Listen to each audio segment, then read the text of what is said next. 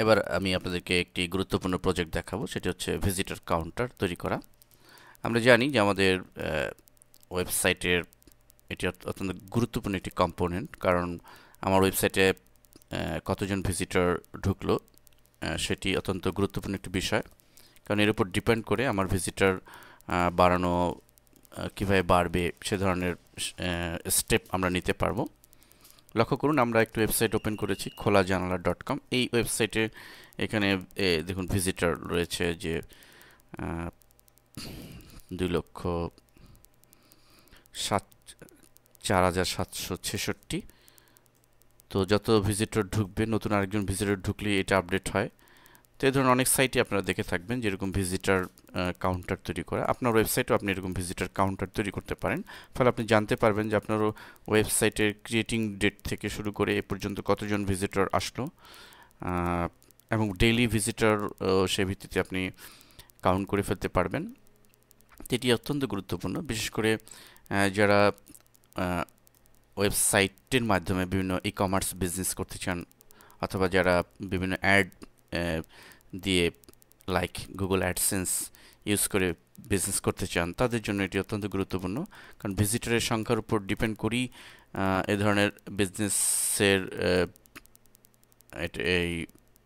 এই বিচার করা হয়। কারণ যত ভিজিটর বাড়বে, সে গুগল অ্যাডসেন্স যারা ইউজ করে বিজনেস করতে চান তাদের এটি অত্যন্ত গুরুত্বপূর্ণ। কারণ হচ্ছে যে আপনার যত ভিজিটর বাড়বে তত এর অ্যাডে ক্লিক বাড়বে এবং এর পারপাসে তার আর্নিংস বাড়বে। অতএব ভিজিটর বাড়ানো অত্যন্ত গুরুত্বপূর্ণ। আপনি যদি দেখেন যে ভিজিটর বাড়ছে না, তো আপনি সে স্টেপ নিতে পারবেন, কিন্তু কাউন্টার না থাকলে কিন্তু আপনি বুঝতে পারছেন না যে আপনার ওয়েবসাইটে কতজন ভিজিটর ঢুকছে। যাই হোক, মূল কথা হচ্ছে যে আমরা ভিজিটর কাউন্টার কিভাবে তৈরি করব। প্রথমে আমরা অফলাইনে এটি টেস্ট করব, পরে আমরা এটি সার্ভারে আপলোড করব। তো অফলাইনে টেস্ট করার জন্য আমাদের মূলত যে ফাইলটি ড্রিমওয়েভারে আমরা দেখছি যে এই ফাইলটি আমরা hit.php নামে ফাইলটি তৈরি করেছি।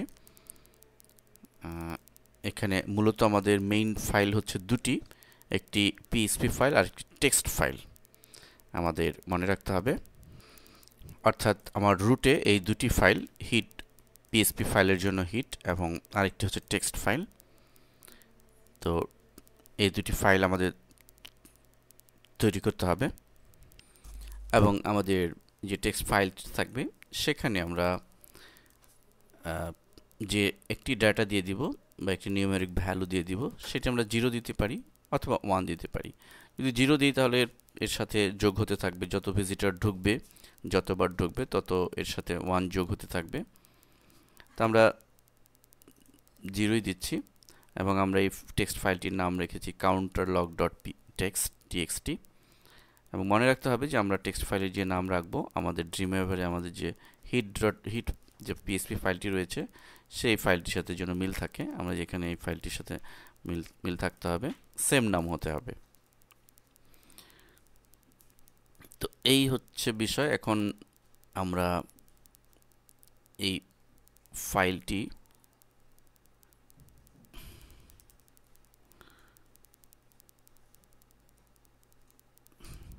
counter.php ফাইলটি আমাদের রুটে রাখবো। আমরা কাউন্টার এই ফাইলটি আর hit.php ফাইলটি রুটে আমাদের রাখতে হবে। এই হচ্ছে মূল বিষয়। এখন আমরা হিট পিএসপি ফাইলটির কোডিংটি একটু বিশ্লেষণ করি।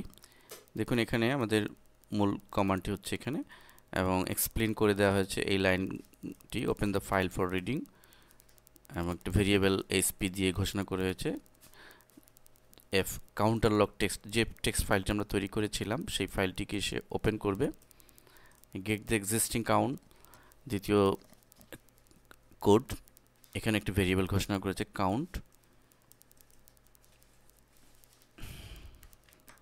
এরপরে সে ফাইলটিকে ক্লোজ করবে, এটির জন্য এই কমান্ডটি। এরপরে হচ্ছে add to the existing count variable count equal to count plus 1, অর্থাৎ যা ছিল এক্সিস্টিং আগে যেটা ছিল তার সাথে 1 যোগ হবে।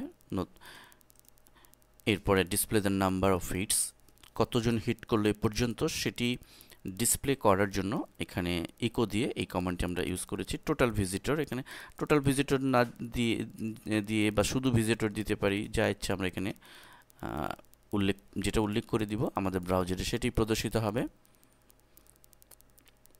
এরপর reopen the file and erase the counters, এটার জন্য এই ফাইলটি এবং আবার সেই টেক্সট ফাইলটিকে সে এক্সিকিউট করবে। এই হচ্ছে মূল কমান্ড এবং এই ফাইলটিকে আমরা হিট পিএসপি নামে সেভ করব এবং হিট পিএসপি এবং আমাদের কাউন্টার লগ এই দুটি ফাইলকে আমরা রুটে রাখবো। তা আমরা এই দুটি ফাইলকে আমাদের অফলাইনে টেস্ট করার জন্য আমরা সেই নির্দিষ্ট ফোল্ডারে এক্সাম্পল আন্ডার ডক্স ফরিদ এর আন্ডারে হিট কাউন্টার নামে আরেকটি ফোল্ডার আমরা করেছি বোঝার সুবিধার্থে, যেহেতু একটি ইন্ডেক্স ফাইল রয়েছে অটো রান হয় পেজটি। তো হিট কাউন্টারের ভিতরে আমরা এই ফাইলগুলো সেভ করব এবং অবশ্যই পিএসপি ফরম্যাটে। এরপর আমরা আরেকটি বিষয় সেটি হচ্ছে যে আমাদের মেইন যে পেজে আমরা ফাইলটি কাউন্টারটি প্রদর্শন করাতে চাই সেই পেজটি আমরা আমাদের হোম পেজ মেইন পেজেই যদি এটা প্রদর্শন করাতে চাই, সাপোজ আমার হোম পেজে আমি প্রদর্শন করাতে চাচ্ছি, তো মেইন পেজের ইন্ডেক্স ফাইলে আমরা কোথায় এটা প্রদর্শন করাবো সেটা এখানে আমরা একটা লেয়ার নিয়ে জাস্ট এখানে লেয়ারের আন্ডারে এখানে আমাদের এক লাইনে সেই কোডটি ইমপ্লিমেন্ট করতে হবে যেটা হিট পিএসপিতে ছিল, অর্থাৎ এই পিএসপি ইনক্লুড এই লাইনটি আমাদের মনে রাখতে হবে। এই লাইনটি আমরা কপি করে আমাদের ইন্ডেক্স পিএসপি ফাইলের এই জায়গাটাতে কোড এরিয়াতে কোডে ক্লিক করে আমরা পেস্ট করে দিব। এখানে একটি বিষয় যে আমরা যদি এরকম হতো যে আমরা এই পুরো কোডগুলো সমস্ত কোডগুলো ইচ্ছে করলে ইন্ডেক্স পিএসপির এই এরিয়াতে দিয়ে দিতে পারতাম এবং সেক্ষেত্রে আমাদের এই হিট পিএসপি ফাইলের আর প্রয়োজন হতো না। কিন্তু যেহেতু এতগুলো কোড এমনি ইন্ডেক্স মেইন পেজের যে এখানে কোড দিয়ে পুরো ভর্তি হয়ে আছে, সো আমরা জাস্ট এই একটি লাইন এখানে এই কোডটি দিয়ে দিতে পারি, সে জাস্ট হিট পিএসপি ফাইল থেকে এই কমান্ডটি এক্সিকিউট করবে। সো এভাবে আমরা কমান্ডটি অ্যাপ্লাই করতে পারি। তো সেক্ষেত্রে আমাদের হিট পিএসপি ফাইলটিও আমাদের রুটে রাখতে হবে। তো যেটা আমরা রেখেছি 3টি ফাইল, এখানে আরও ফাইল থাকতে পারে, এটি হচ্ছে আমাদের হোম পেজের ফাইল। এখন আসুন আমরা ব্রাউজারে আমাদের এটির আউটপুটটি লক্ষ্য করি। আমরা যথারীতি লোকাল হোস্ট ফরিদ এর মধ্যে যাব এবং এখানে হিট কাউন্টার নামে একটি ফোল্ডার করেছিলাম বলেছি, আমরা ক্লিক করছি এবং সোজা নিচে চলে যাই। দেখুন এখানে টোটাল ভিজিটর 2, অর্থাৎ আপনাদের মনে আছে যে আমরা আমার কাউন্টার লগ ডট পিস এই টেক্সট ফাইলের ভিতরে আমরা 0 দিয়েছিলাম। তো 0 দিয়েছিলাম কিন্তু সেটি আমি যেহেতু অলরেডি দুবার ঢুকেছি আমার সাইটে, তো সে 2 কাউন্ট করে ফেলেছে। আমরা যদি রিফ্রেশ দেই, মানে আরেকবার সাপোজ কোনো ভিজিটর ঢুকলো,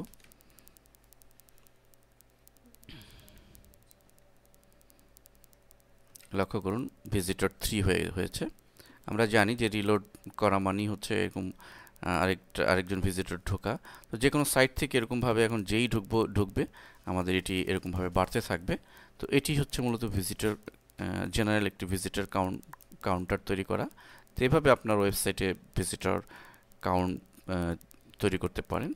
এখন আমরা যদি এটি আমরা অফলাইনে দেখালাম, আপনি যদি আপনার সার্ভার এটি আপলোড করেন আপনার সাইটে, সেক্ষেত্রে আমাদের জাস্ট হিট পিএসপি এই ফাইলটি এবং কাউন্টার লগ এই দুটি ফাইলকে আমাদের রুটে আপলোড করে দিতে হবে। আর এই ফাইলগুলো তো যে মেইন ফাইল ইন্ডেক্স ফাইল সেটি তো রাখতেই হবে এবং অবশ্যই PSP.PSP ফরম্যাটই রাখতে হবে। ধন্যবাদ সবাইকে।